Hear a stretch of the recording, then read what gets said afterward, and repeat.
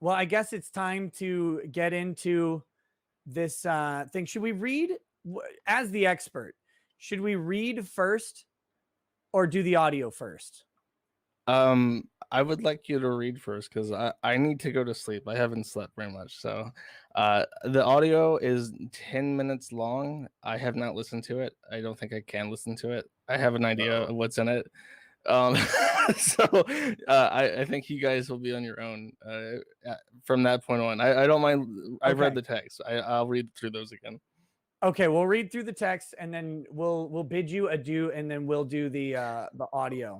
I would actually like to ask a little bit of the legal stuff before you move on. Yeah, we can do that too. Okay.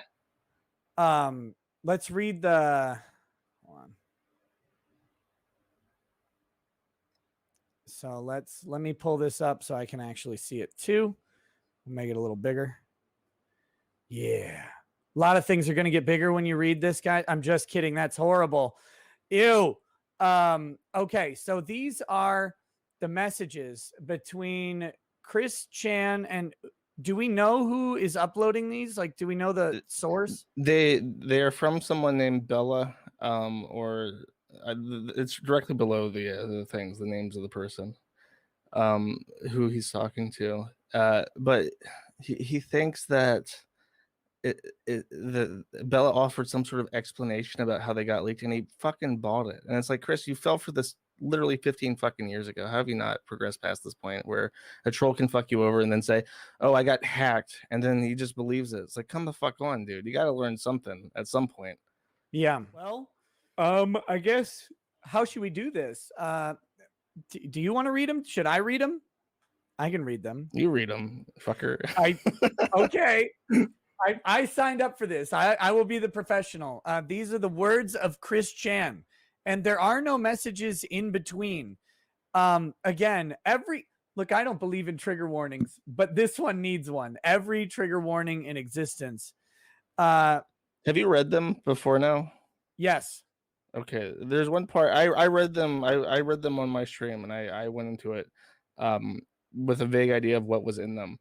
And there was one part that I literally had to stop and like swallow my vomit because I was repulsed by it so much.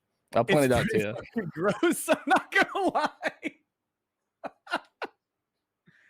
All right. Whew. Okay, this is the tough thing. And by the way, guys, lawyers actually do have to do this in court on these types of cases. They will have to read transcripts. They will have to highlight parts of messages. So. Welcome to the profession. Just going ahead and sharing this with you, fresh experience. We're starting at the top on the strictly confidential, just between you and I. So yes, Barb and I just had another romp in the hay and an extensive cuddle. Wait, Barb Barb is the mom. So who's this texting? Chris. This is Chris sending these messages. So these to who? To this this troll persona named Bella. 10th Anonymous or something like that is right. It's right down here. Yeah, 10th Anonymous is the person. So they've got a conversation going with Chris, and Chris is sending them this stuff. All right. Are you all caught up now? So this is from Chris. There's no messages from the other person. This is just Chris. So that's the reason why I asked, because I don't see a response to anything. I just see a long thread. Yeah, there isn't a response. What probably happened is that here's what I got surprised by is that I'm aware that Chris has had a genuine physical relationship with a woman in her 50s who has kids. And that has been kept secret. That's all I was aware of. And I thought when I heard this leaked out, I thought what was actually happening is that Chris was lying about sleeping with his mother because he thought that would be less bad than trolls knowing that he had a girlfriend. And that is something that is, I think he has done before. He's admitted to a worse crime than what the actuality of the event was, because he didn't want trolls to know about it. And I thought that's what happened.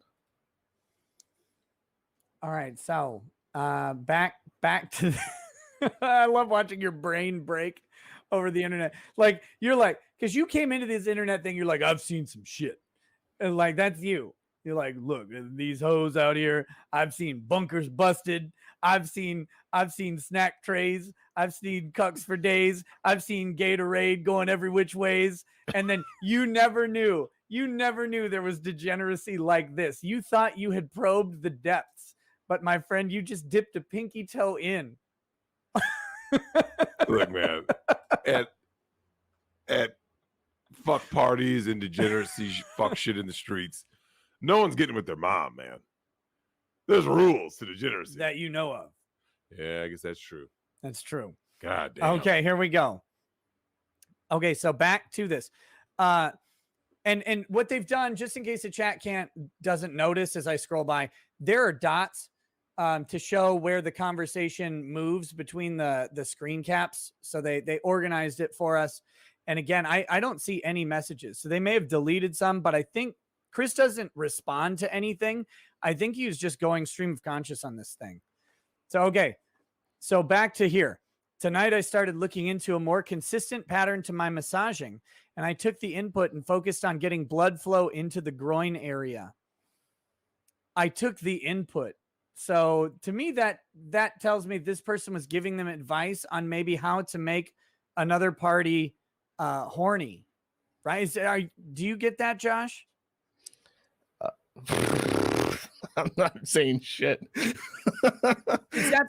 That's what it seems like they're trying to do. If they're trying to focus blood flow into a groin area, yeah, the idea would be to add that that's a stimulative part of sexual arousal. It does increase blood it does flow. feel like there is some feedback going on when he recounts this. Yeah, and I missed that on the first part. I took the input. So it seems like maybe this person was coaching Chris on how to do this, which makes this person even more disgusting to me. But that's between them and God, I think. Before tonight, I did not really have a set pattern in the massage, aside from feet and legs, followed by hands and arms, the face, front torso, and then a rollover for her back. I have found a more consistent method that works between the legs and arms, but I was inconsistent in the hands and feet. Anyway, up to here. Also made another attempt at rubbing her vagina, externally at first, then slipping in between the lips and rubbing the inner labia. Then she told me to stop. She's getting more used to being played with down there by hand. Would you believe this is the mom the whole time, right? Yeah. I thought you said the mom was normal. No. Well, normal-ish, like she wasn't crazy. That's the thing is that she presents. She's faking crazy, right? No, she's playing up the crazy. Playing up the. Actually, I think playing up the elderly bit, right? Or the asshole bit. She puts up that she's like genuinely out of it, and people speculate she has dementia. But on the flip side, I think people who work with the elderly have said that her symptoms don't click with what they understand to be like a dementia patient, and that there's like a conspiracy that she's more whole than she puts on. And but I mean, she's been cuddling with Chris and stuff for years. So even before she started getting really bad, they've had like a really inappropriate mother-son relationship. You know, if this were a movie, Chris would just be normal and murder a bunch of like teenage girls or something. Yeah. Like that's how this relationship would turn out. Agreed. Like Norman Bates. He would staple a picture of his mom's face to the girls that he murdered or something. Like that's how this should play out. It would be called like hideaway Bible camp or something. Okay, so the next one is we're here. Would you believe she has literally never ever masturbated in her entire life? And obviously those out of the 8 guys counting Robert Shue before me, that's his dad, were not hitting her G-spot as much with their cocks. Oh God, fucking damn it. The Robert Shue shit makes me angry. He calls his dead dad Robert Shue. He's like infected the memory of his father with this shit. Yeah. I had attempted the first night to rub her in there. I found her spot, but it hurt her. But alternatively, I did find that at cunnilingus. I was good at it with my tongue. That's the part where I threw up in the mouth. Yeah, that's really fucking foul. Everything about this is really, really foul, but that is particularly disgusting. And I did also stimulate her clit. That does not seem to hurt her as much, but she still has a limit with that spot as well. Anyway, we're making progress. And when we cuddle, and this actually impresses me more, we're going to move down here to this spot where they set up.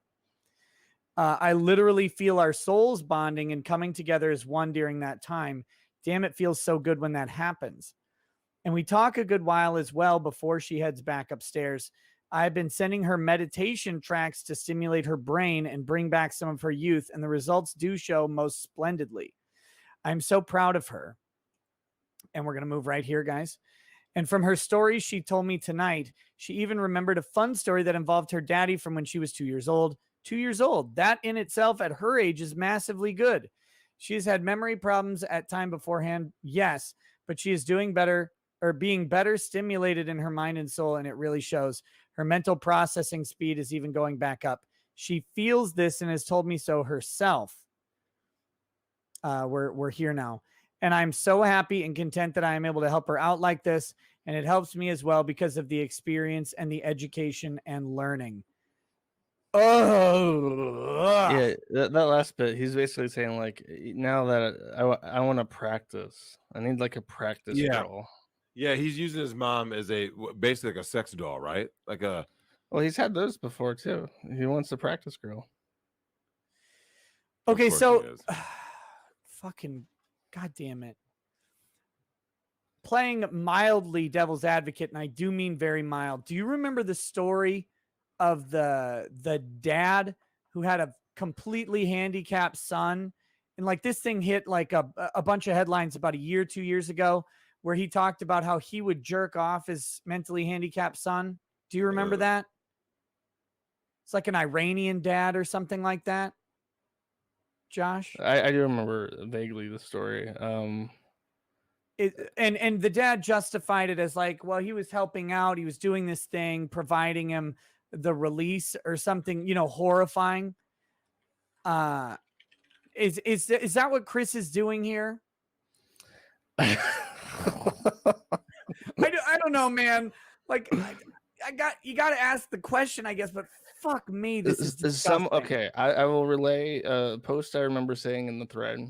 Someone said that the elderly are very horny, and it is not uncommon for dementia patients to develop sexual attractions to family members. And someone who worked with senior care said that. So I don't know. That could be somewhat related to it. Guys, because like reading that in the light most favorable to Chris, which is not favorable, but it's weird that he follows it up with this stimulating her mind and memory shit and like trying to, right? Like that's the weird piece of this text message puzzle. Yeah.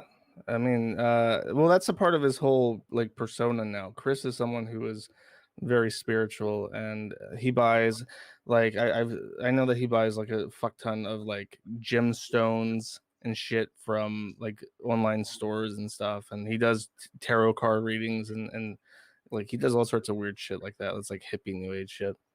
Do any of them give immediate stage 4 cancer? Like, I don't know, man. This is really fucking gross. No, you're stuck. You're just stuck. Okay. Well, all right. Now that horror show is over, so that's the text messages. So the text messages plus the phone call, which we'll listen to once Josh departs, are, I believe, were they do you know, were they submitted to the sheriff? Like, is that how this happened? Yes. Yeah, like I said, the police department of Greene County has received like 200 plus calls in the last day regarding the welfare of Barb. So I'm assuming this is neighbors and stuff, right? No, people on the internet. So internet people see what this guy's saying to his mom, and then they call the cops in his area to go see about a wellness check on mom, right? Barb. Yeah. This has happened before. The police are very familiar with Chris. I think they get called over there at least once a year. The house has been set on fire in the past. They know who Chris is. They definitely know, and they're over there all the fucking time for various reasons. And this time they got completely slammed because this thing hit Reddit like really, really early in the morning. And then everyone there was like, I'm going to call the police like right now. Okay. Well, I don't know how you're supposed to manage all of it. So let's talk about the legal stuff. You said you had some legal questions or legal discussion you wanted to get to about the stuff, about what's going on, right? So the allegation is incest. That's one of the potential issues. I think the other is sexual battery, right? Like the question is, did Barb consent? Does Barb consent to it? And then, you know, is she capable of consenting is another question that I have. But what do you have? Well, I mean, that covers it basically. Just like I would like to hear what you think the process is right now. Is this just like a reaction from social services due to pressure, or do they actually have like a concern? What's going to happen over these 5 days? Like, what are they evaluating at the hospital? Just in general, what the process is. And by the way, what you think the actual what they would be looking at, because from what I understand, it's a class 1 misdemeanor to have incest in Virginia, but particularly between a mother and son, it is a class 5 felony, which is apparently either depending on the judge and jury, it's either treated as a class 1 misdemeanor or class 4 felony, which has up to 12 years in prison. So theoretically, if this happened and the state pursues it, Chris is looking at 12 years in prison. Yeah, so there's a couple questions that I will need to do extensive research to actually answer some of that. Like, but the law as written is this. It's basically what you just said. So here I've got it pulled up on the screen. Sexual intercourse by persons forbidden to marry, incest, and penalties. Any person who engages in sexual intercourse with any person whom he is forbidden by law to marry is guilty of a class 1 misdemeanor, except as provided in subsection B. So that first person, remember, this is Virginia, and the law, the famous interracial marriage law is, or decision is Loving versus Virginia. So at the time that this statute was drafted, I would think that section A is probably in regards to miscegenation and interracial relationships at that point, because up until 1967, I think, was Loving versus Virginia, blacks and whites were not allowed to intermarry in the state. And so this would probably have encompassed that specifically because the code, as you can see here, let me pull this up on so I can show the mouse. The code was created in 1950. And it was revised in 1975, 1981, 93, and 2020, and 2014. So, but they have this section here to cover the incest stuff. Any person who engages in sexual intercourse with his daughter or granddaughter, son or grandson, or father or mother is guilty of a class 5 felony. However, if a parent or grandparent engages in sexual intercourse with his child or grandchild, and such child or grandchild is at least 13 years of age, but less than 18 years of age at the time of the offense, such parent is or grandparent is guilty of a class 3 felony. So, I mean, it looks like, according to the letter of the law, he would be guilty of the felony aspect of it. Yeah, he's guilty. Assuming all of this is true, right? That'll be the question. And it doesn't seem to have a consent out. No, if consent is an issue, then it becomes like a rape charge on top of incest. And it appears that like if the state wants to pursue it regardless of Barb's statements, it doesn't matter. Lots of times with felonies, they don't allow depending on the state, but lots of states with felonies in particular, they don't allow the victims to control the prosecution because sometimes the victims can be affected by undue influence from the abuser or the perpetrator. And so they don't want to allow them to let them off of a criminal act that is reported. Mm-hmm. So, the interesting thing though, is if Barb consented, she is similarly guilty. Yes. That's the other thing, is that she's also guilty. So I mean, in the law, if they charge Chris, would they also have to charge Barb if they think that she's competent? They wouldn't have to, but they might. I think Barb's big defense is in Chris's texts, though, where he said that she rejected it, right? At first. She asked him to stop. That I think that's one of the big concerns I had reading through those messages, is if she asked him to stop and then he kept going with other acts, they could interpret that as a refusal of consent and then a sexual battery from that point on. But the other question is, do you know if Barb has any diagnoses of like dementia or anything like that? Mm-hmm. I don't think so. I'm not sure. I can't give an affirmative or negative to that. Although I will say, I saw if it some in is the chat, so I wasn't sure. if it is like a consent thing and she like completely rejected it, no, I will not help Chris. Just to kind of get that out there. Yeah, if he like raped his own mom, then it's like, sorry, but I can't help anymore. That's a little bit out of my pay grade. Yeah. But I mean, and the GoFundMe, just to clear it up, I have to give Chris that money. I don't have as people are telling me I should take the money from Chris. And it's like, I don't have that option to take the money from Chris. I'm like a trustee of the money. I have to. I'm defrauding Chris if I take the money. So Wolfgang says, according to that section, the child does not seem to be chargeable except by Section A. Section B deals with the parent. No. It says any person who engages in sexual intercourse with daughter or granddaughter, son or grandson, or father or mother. It goes to the kids and to the parents. So no, it does include both of them in there. If you missed that when I was reading, that's there. So here's the sexual battery statute.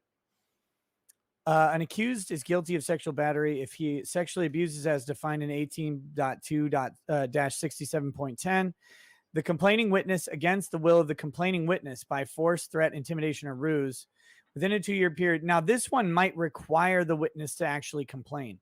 So Barb may have to actually bring this sexual battery charge through her stuff. But if she's going to be questioned under the safety of a protective order, I mean, who knows how her answers will come out at that point, right? Like, there is this weird scenario where Barb believes that she's beholden to Chris or whatever. Although from what you describe, it doesn't sound like that. It sounds like Barb is symbiotic with Chris. I can believe necessarily a victim. In equal amounts, all three of these scenarios. I can believe that it was coerced. I could believe that Barb felt sympathy towards Chris for having been like such a bad parent or something. And I can believe that it was a symbiotic thing that she brought on. I can believe any of it at this point. I'm not even leaning to any particular instance as true. Yeah. So this one, it looks like under this Sexual Battery Act, you need to have a complaining witness. Mm-hmm. So it looks like Barb would actually have to raise that complaint within 2 years of the act occurring. That would be on her. Doesn't look like the state can bring that without. And that's probably to ensure that the state is going to have a cooperative witness in a very, very tough case. Sexual battery often happens between two parties in some level of privacy. And so you need to have a witness to go through with that. So that's likely why the bill is drafted that way. I'll have to look further into the enforceability of the incest law.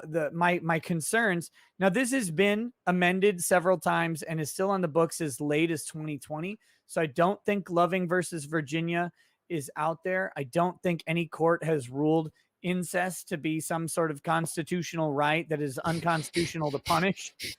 I think we would have seen that headline somewhere. Mm-hmm. So I would imagine that this is still prosecutable. This is the case, Nick. This is going to the Supreme Court. Chris is going to change all the way. Chandler v. Commonwealth. Caller opinion. Oh God. Thomas will be joined by a non-retired Breyer, Sotomayor, Kagan, and Roberts. Actually, I think that Chris, I don't know if Chris has actually legally changed his last name to Sonichu. I think that Chris wants to be called Christine Weston Chandler Sonichu now. So it would, the Supreme Court case would actually be Sonichu v. Commonwealth of Virginia. Oh, what a disaster. No, but so I'll look into it. But from what I can tell from the amendment history, this looks like it's still enforceable. The only thing I could suggest is that maybe the courts would have looked at this and said, but I don't think so. That consent would nullify the crime in some way or mitigate it. I think how they deal with that likely is going to be at sentencing rather than at charging. So I think what they're going to say is, look, you did this. It's a class 5 felony. We're going to look at your criminal history and we're going to look at the aggravating factors. So aggravating factors in sexual assault crimes tend to be things like, does the person have particular power or control or a position of trust with the other person? Now, if Barb were to come out, or if they were to come out and make the case that Chris is Barb's caregiver, then they say that Chris has power and control over Barb. And that especially if Chris is the sole breadwinner of the household, then I think they may get to some sort of aggravating factor there, which could impact sentencing very negatively if they decide to charge this against Chris. But a lot of this is going to be based on what they find over the next couple days while Barb is in their custody, right? They're gonna ask her about what happened, if she's lucid, if she's conscious enough. I think actually in a weird way, maybe the worst case for Chris is that she's not, that she does have some level of dementia and they have to go off of the information that they have. Then they get a search warrant for Chris's phone and electronic devices to try and uncover these messages. And then they go off of prosecuting with the messages. I can't think of a single jury that would look at this and go, no, this is fine. Of course not. Yeah, None of this is fine. No, Like, no. None of this is she on SSI? Someone asked me to take a look at one other thing, so let me do that before we go here. It's 19.2-303.6. So Virginia Code 19.2-303.6. Deferred disposition in a criminal case, persons with autism or intellectual disabilities. Oh, okay. So this is very interesting. Has Chris ever been diagnosed with autism? Yes. Okay. So let's see what this says. I have no idea. This is new for me. Okay, so deferred disposition. In any criminal case except a violation of 18.2.31, an act of violence is defined. What's this one? Okay, so that's not there. Or any crime for which a deferred disposition is provided for by statute, upon a plea of guilty or after a plea of not guilty, and the facts found by the court could justify a finding of guilt, court may, if the defendant has been diagnosed by a psychiatrist or clinical psychologist with an autism spectrum disorder, as defined in the most recent edition of the DSM. Whoa, shit. Sorry about that.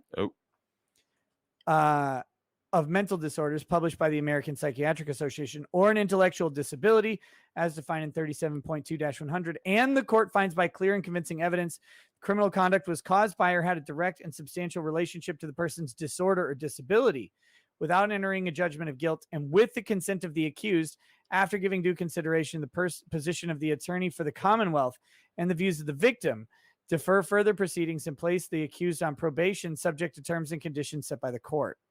Upon violation of it. Okay, so the idea would be that they would get a deferred disposition, which means that they would be found guilty, typically, and the disposition would defer the finding or the execution of the sentence for a period of time with a probation result. And so with that, then I guess as long as he fulfilled the conditions related to it. But it sounds like there's a lot that has to go into it. And what's 18.2.31? Aggravated murder. So sexual assault is covered under this. So if you could say my autism caused me to sexual assault someone, then that's that, right? Maybe. That might be it. They listed a lot of factors. They have to determine that it was caused by the autism, that the defendant says, look, I forgive them because they're autistic, and that they think that this deferment would be a good idea. Yeah. But would Chris would still have to go to like a asylum, right? Sorry, what was that? Chris would still have to go to like an asylum in this instance. Yeah. No, this would be just probation, a probationary release. So he would get a set of conditions. He might still be on probation. Like he'd be like, no same or similar, criminal acts, maybe no substance abuse outside of what is prescribed, maybe some mandatory therapy, mandatory checkups with a care provider, something like that. But it's theoretically possible for a probationary thing. And maybe I think the conditions where this would happen would be Barb said, yes, he did this. It's part of his autism. He didn't understand that I didn't want this, maybe. We have a very close relationship, and that would create a misunderstanding. She couldn't say I consented to it, right? Because that would be her admitting to a criminal act, which would be different. But I think if Barb were to blame it on his intellectual disabilities, and to say that that he was basically, based on her understanding, incapable of understanding that she was not comfortable, of course, with what was going on, that would be the way. But they're not. Are they allowed to like coordinate a plan in this instance? Are they allowed to have like a lawyer like arrange? They're not married, so they can be compelled to testify against each other, right? They can be compelled to testify, but if she just lies, or if she, like, let's take this the nefarious way. Let's say Barb recognizes the symbiotic necessity of Chris's internet persona, right? And thinks that this is the only way that she gets her gravy train. And I mean cash, not the disgusting man gravy. I mean, I was just saying. God. That's one of those out there possibilities. I think the reality is if Barb has any sense, she'll say, no, I did not consent. I was elderly and I was afraid and I was unable to deal with it or whatever, to save her own. Like, that's her best legal argument. Doesn't necessarily mean she'll do it, but that's her best legal argument. Because if she consents, then she should be charged too. Yeah, it is a conundrum because they're both guilty. So there's like a lot of weird. My thing is, I don't think the state nor the county would want this to ever become a criminal issue, because what's going to happen? Virginia man has sex with mom. And I literally have this picture in my head that's like as clear as fucking day, like a photograph. I just see a new mugshot of Chris. Says Christine Weston Chandler Sonichu as the name, and then it says gender female, and then below that crime incest. And I just imagine this in like national headlines in China, and Chinese people are thinking like, what the fuck is going on in the United States? I see it as clear as fucking day in my head, and I don't think that Virginia wants that. The other thing is, Virginia prosecutor says massive, like, weird internet celebrity. Virginia finally puts a stop to ongoing abuse of elderly woman. Like that's the counter argument. You're the case. It depends on your PR person, right? the other devil's advocate to them actually wanting to pursue it is there is a possibility that Greene County wants this fucking family gone at this point in time. Yeah, that is possible, but I don't think this is going anywhere. The internet has a hold of it, and they probably know that. So the other option is the lawsuit, or the headline: Virginia prosecutor drops criminal charges against internet celebrity having sex with mother, like with dementia mother or whatever. So that's the Mashable article that comes out. It's a real catch-22, which literally there has to be someone suit and tie, two suit and tie motherfuckers up in Virginia sitting down on the table thinking like, which is the worst outcome of this? Yeah, that's it. They're gonna be two like appointed officials. How do we handle this? The governor wants us to get this thing off his plate. What a fucking mess. Well, man, I got